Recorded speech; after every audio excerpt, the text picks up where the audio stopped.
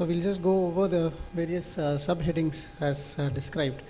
So you have to remember that radial neck fractures are basically Salter-Harris fractures. So they are either variants of Salter 2 or Salter 4 types, and or completely metaphyseal. Most of them are because of the valgus overloading. The child falls on an outstretched hand with a valgus overload, and the radial neck gets fractured because of the valgus force.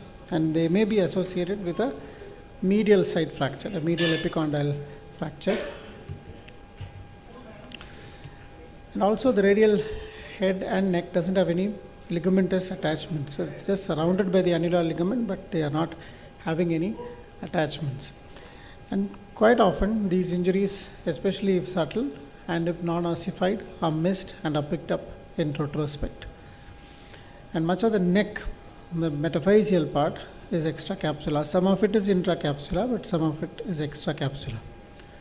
So the fracture itself may not cause any noticeable swelling, and many of it gets passed on as pulled elbow. We need to consider this, and we need to detect it because the proximal radial ulnar joint has got a very sensitive center of rotation. This fracture disrupts that center of rotation. So you can see in this figure here, it is actually an eccentric center of rotation. So if this malunites, this rotation won't take place properly. So that will affect the forearm rotation. Ossification is around 3 to 5 years of age, and many often fragmented or bipartite ossification centers are observed, and it fuses with the shaft very late. And that is good news because there is a longer remodeling curve for these fractures then. So there are two ways to look at it.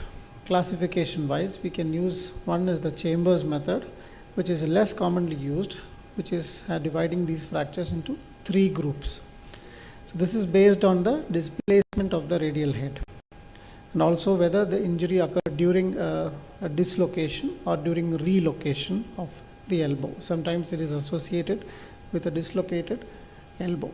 So sometimes as the elbow dislocates, the radial head neck gets fractured because of the valgus force. Sometimes as somebody is trying to reduce the dislocated elbow, the radial neck can get fractured. Group 2 is associated, and it's like a Monteggia type lesion, a Monteggia type 3 variant, and that's also associated with ulnar fractures. And group 3 are the assorted injuries. They are a bit like the thrash lesions. They are like the OCDs and physeal injuries. This is the most commonly used classification, the Judet classification. And Judet classification, for simplicity's sake, you can just imagine this to be the dividing line, the watershed line between what is acceptable on this side is conservatively acceptable. Anything more than 30 degrees or that side is requiring some form of intervention. So 30 is the rule. 30 degrees and 30% translation is the approximate rule at which you have to decide to intervene. So conservative treatment, the outcome is to restore the center of rotation as much as possible and ensure that the radial neck is somewhat stable inside.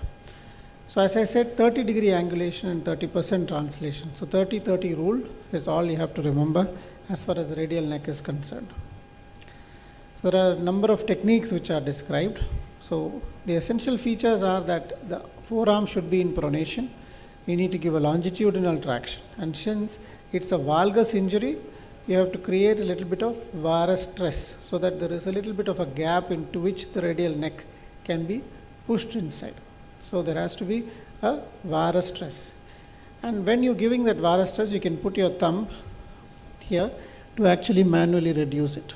It helps to be done under image intensifier control, and you can rotate the forearm in such a way that you can place this radial neck fracture in profile so that you know you can reduce it in the AP plane alone. This is the Israeli technique. Instead of the forearm, instead of the elbow in extension, they use an elbow in flexion, and they pronate it and maintain the pressure on radial head to reduce it. So we can use any one of these methods, either the Patterson's method or the Israel method, to get it reduced.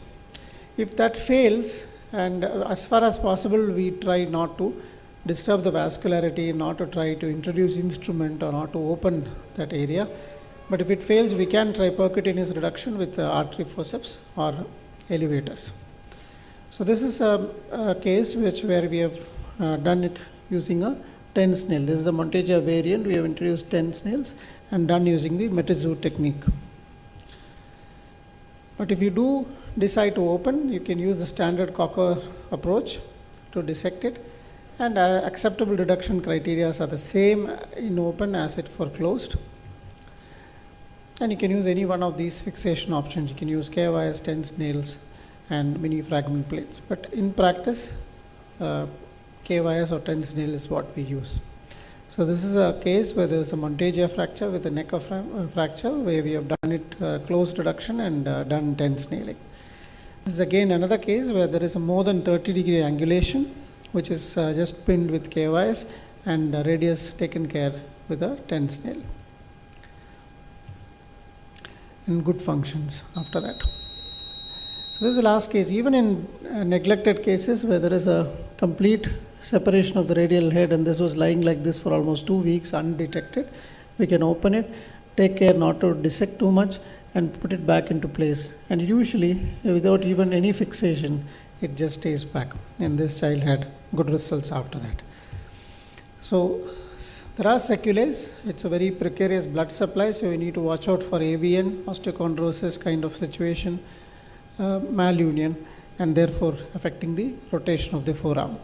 So the principles to keep in mind is the 30 rule. 30% angulation is acceptable, and about 30% translocation is acceptable. And it is important to keep it under 30 so that the forearm rotation is relatively normal. Thank you.